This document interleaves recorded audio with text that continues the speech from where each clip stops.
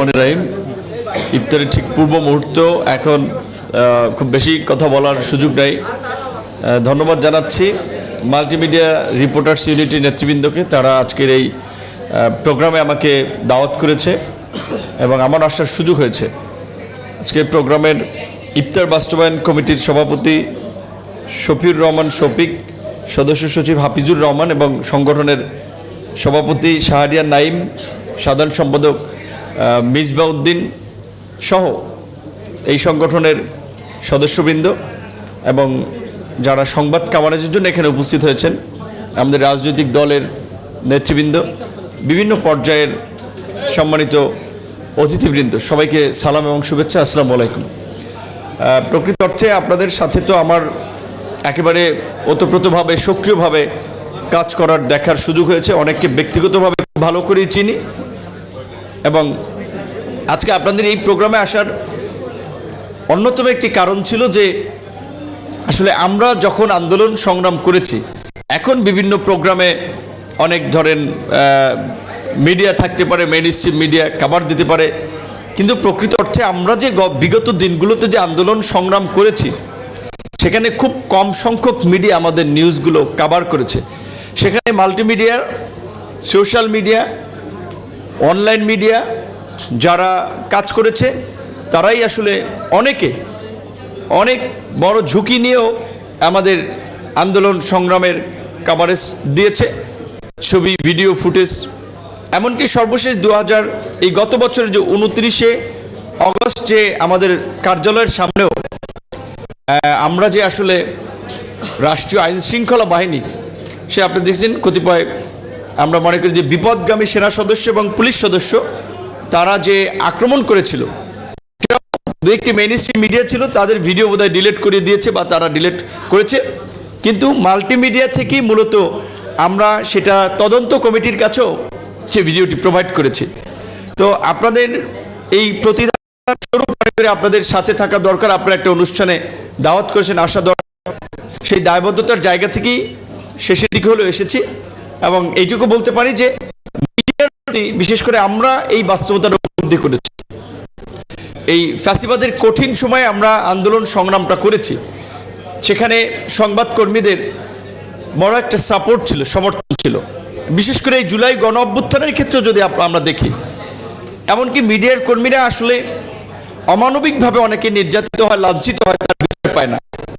এই সংবাদ কভার করতে গিয়ে আমরা নারী যারা সংবাদকর্মী তারাও হেনস্থার শিকার হচ্ছে, কিন্তু অনেকে বলতেও পারে নাই, আবার অনেকে তো বলেছে কিন্তু তারা বিচার পায় নাই। অনেকে আছে প্যাশন থেকে কাজ করে, কিন্তু দেখা যায় অনেক হাউসে ভালো বেতনও দেওয়া হয় না।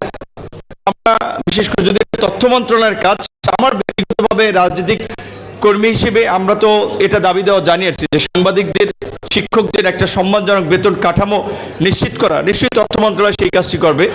তো আমার অভিজ্ঞতা থেকে আপনাদেরকে দু একটি কথা বলি সংক্ষেপে, যেহেতু সময় কম।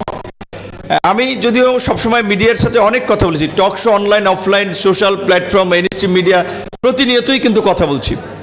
এখন আসলে একটু কম কথা বলছি, কম মিডিয়াতে যাচ্ছি।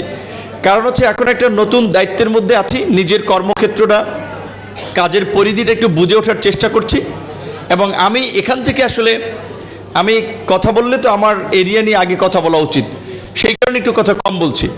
তবে আমি আজকে ব্যক্তিগতভাবে দুটো কথা বলতে চাই। সেটি হচ্ছে, আমরা যে জুলাই গণ অভ্যুত্থানের পরে নতুন বাংলাদেশের কথা বলছি, পরিবর্তনের কথা বলছি, সেই পরিবর্তন আসলে সবার দিক থেকে শুরু করতে হবে, সবাই মিলে সেই পরিবর্তন সার্থক করতে হবে। আদারওয়াইজ কোনো রাজনৈতিক দল কিংবা সরকার কিন্তু সেটি সম্ভব হবে না।